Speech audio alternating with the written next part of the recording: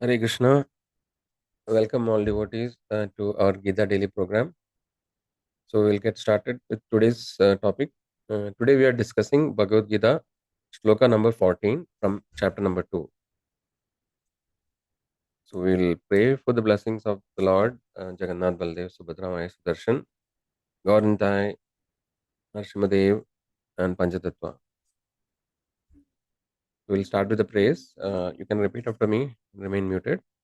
ॐ अज्ञानतिमिरन्धस्य ज्ञानाञ्जनशलाकया चक्षुरुन्मीलितं येन तस्मै श्रीगुरवे नमः नमः ॐ विष्णुपादाय कृष्णप्रेष्ठाय भूतले श्रीमते भक्तिवेदान्त स्वामिन् इति नामिने नमस्ते सरस्वती देवे गौरवाणी प्रचारिणे निर्विशेष शून्यवादी पाश्चात्यदेशतारिणे जय श्रीकृष्ण चैतन्य प्रभु नित्यानन्द श्री अद्वैता गदाधरा श्रीवासादि गौरभक्तवृंदा हरे Krishna Krishna Krishna Hare Hare Hare Ram Ram Ram Hare Hare. So we'll dedicate the session to His Divine Grace, A.C. Bhaktivedanta Swami Prabhupada, Founder Acharya of International Society for Krishna Consciousness, who has explained Bhagavad Gita in a very simple and practical way. Due to his mercy, we are able to understand Bhagavad Gita. So today's sloka will recite. You can recite along with me and remain muted. Matra sparshastu kaunteya shitoshna sukha dukkadaha agama anityas tamsti dikshasva bharatam. I'll repeat. Matra sparshastu kaunteya shitoshna sukha dukkadaha agama anityas Tamsi Dikshasva Bharata. Translation by His Divine Grace Srila Prabhupada. Srila Prabhupada ki jai. O son of Kunti, the non-permanent appearances of happiness and distress and their disappearance in due course of time are like the appearance and disappearance of winter and summer seasons. They arise from sense perception, O son of Bharata, and one must learn to tolerate them without being disturbed. Word to word meaning. Matra Sparsha, sensory perception. 2. Only. Kaunteya, O son of Kunti. Shita, winter. Ushna, summer. Sukha, happiness. Dukkha, and pain. Dha, giving. Agama, appearing. Apayina, disappearing. Anitya, non-permanent. Tan, all of them. Titikshasva. Right, just try to tolerate. Bharata, O descendant of Bharata dynasty. We'll see the today's topic. So, if we just try to set the context back, so the discussion between Krishna and Arjuna is going on, and Arjuna was telling that no, he did not want to fight because all his relatives, etc., no, they are all assembled, is especially Bhishma, Drona, etc. And then Arjuna gives various reasons, no, why he did not want to fight. So now Krishna is telling Arjuna that the happiness, distress, and whatever the sense perception that we are going through, it is all temporary, right? And we should not be disturbed by this. So basically, our Krishna is encouraging Arjuna to fight, and informing him that these are all temporary things, whatever his perceptions. So let us look at it in more detail. I'll stop the sharing.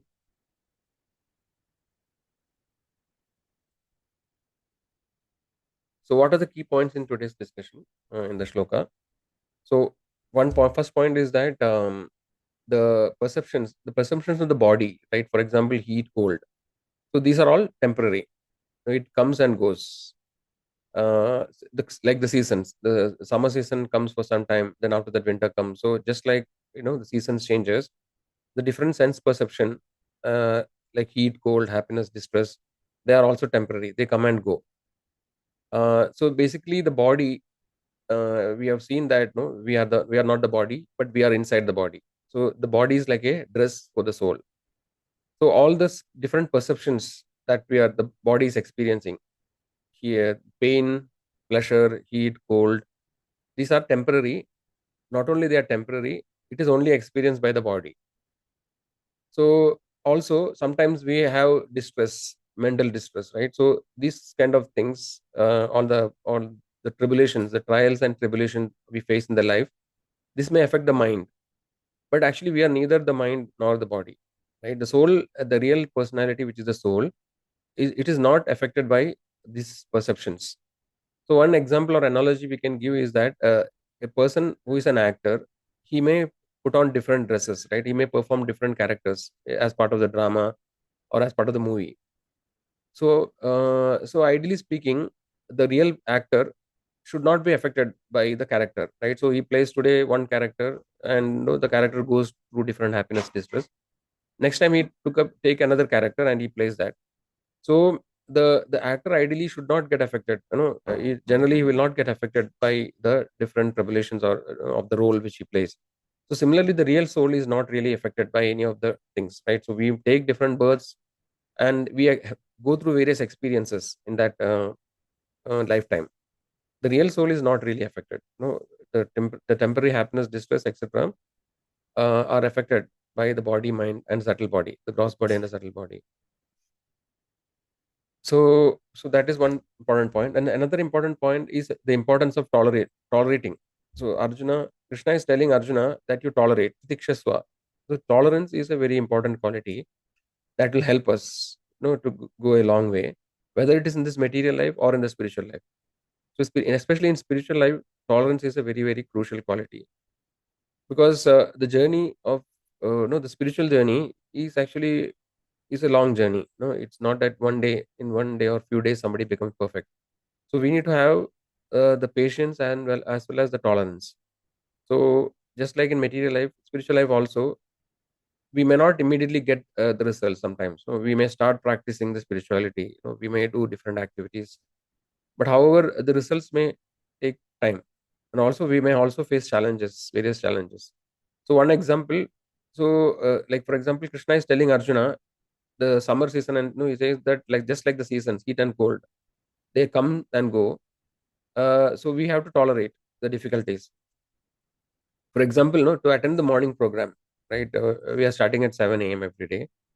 So there may be inconveniences for us sometimes. We may have to adjust our schedule, or sometimes we may not be used to getting up early in the morning, or we may be working late, and then getting up morning is very challenging. So these difficulties are there. But however, to achieve something higher, or achieve something which is most important for our real self, we may have to tolerate the difficulties, somehow make adjustments, etc. So that way, the tolerance is a very crucial topic. And another important point we have to understand is that no, none of us wants pain in our life, right? None of us wants stress, but actually invariably stress comes, and sometimes we may have to tolerate pain. So so just like the distress doesn't, just like the happiness, like sometimes we have happiness in our life, right? When we make some good achievement, or no, there are some important incidents in our life, a child is born, etc. So we may be very happy for some time, or we may construct a new house, we bought a new car. So we may be very happy for some time, but then that happiness doesn't last long, right? So we may be anticipating for this particular thing for many years, like, no, I want my own house, beautiful house. So finally, when you get the house, how long the happiness lasts? Happiness lasts for some time, right? Maybe some days or some weeks or some months maximum. After that, actually, we become normal, and again, no, we have some other ambition. So this way, the ambitions keep coming, and happiness doesn't last for long. So same way, we need to understand that distress also will not last. But generally we want happiness to last forever, but distress, no, don't want to have. So whether it is happiness or distress, Krishna is saying that no, they are temporary. They didn't doesn't last long. So if we are patient and we are able to tolerate distress, then actually we can pass through that phase, and then again, no, happiness may come. So one important point we need to understand: the happiness of the material world is always temporary, right? But it is just a glance, or just a reflection of the real happiness, which is known as uh, Ananda, no, Sachidananda form, no, Sachidananda, nature of the soul. And the real happiness is the bliss that the soul is hankering for. So, whatever we see in the material world is actually a reflection of the spiritual, the things which we can experience in the spiritual world. So, because this happiness, temporary happiness, exists in the material world, there is an eternal happiness, which is actually existing in the spiritual world. And that is what the soul is always looking for, an anchoring, but we are not able to find because we are looking in the wrong place. It is just like a reflection. So just like if there is a very nice apple tree with very nice apples, and which is reflected in the lake which is below, whatever effort we try to put to get the apple from the lake, it will never be fruitful, right? Similarly, we are actually looking for the real happiness, which is not found here. So this is very important principle that we are not understand. Okay, so let's move on. So there's a short story of Dhruva Maharaj, many of you may be knowing.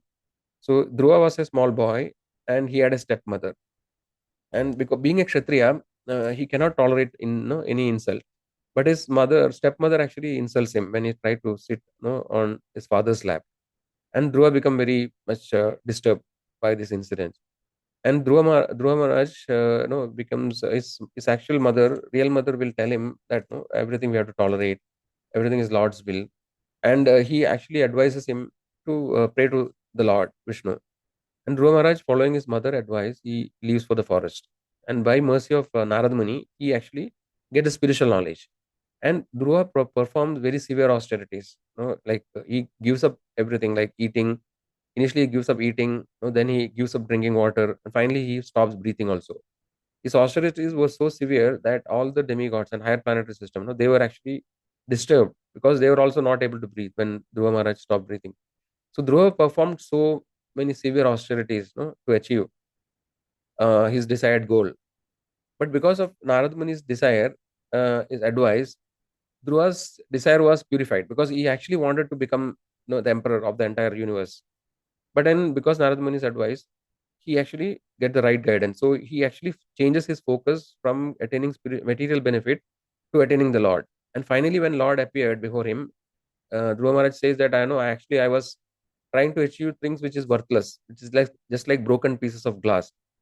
No, but actually now I got your vision, and I don't need anything else. I just need your love and devotion. So the point, what we have to understand from this small story is that we should take or divert our austerities and penance towards the real goal of life, which actually is ultimately to achieve or get back our real happiness which we have lost, right? So with that, I think we will the main points are covered. So just to find what are the key takeaways. So in our personal life, we should be tolerant. The temporary discomforts which may come and go, we should not really much get worried by them, and also try to focus our austerities and penance towards the real goal of life. In our work life also we have many challenges, right? So like sometimes there is stress, sometimes there is criticism, or sometimes there is workload. So these things also, we should compare them to heat and cold, right? They will come and go. So if you are able to tolerate them, if you are able to be patient, then actually it's just a matter of time the things passes away. And we have a general saying that patience pays, right? So if you are able to be patient, then ultimately the things will get settled. The outcome will always be positive. In family life also, there are many, we also go ups and downs. There are planes and pleasures, right? So we don't try to overreact to temporary disturbances. We need to tolerate. We can see that whoever is tolerant in family life, they are actually able to endure difficulties, and they are able to pull on through the journey. So these are some of the important lessons we learned. With that, actually, we are coming to the end of our discussion. So if anybody has any questions, they can unmute and ask, or actually they can also put it in the chat. If anybody wants to leave the session, they can leave. Hare Krishna. Are there any questions?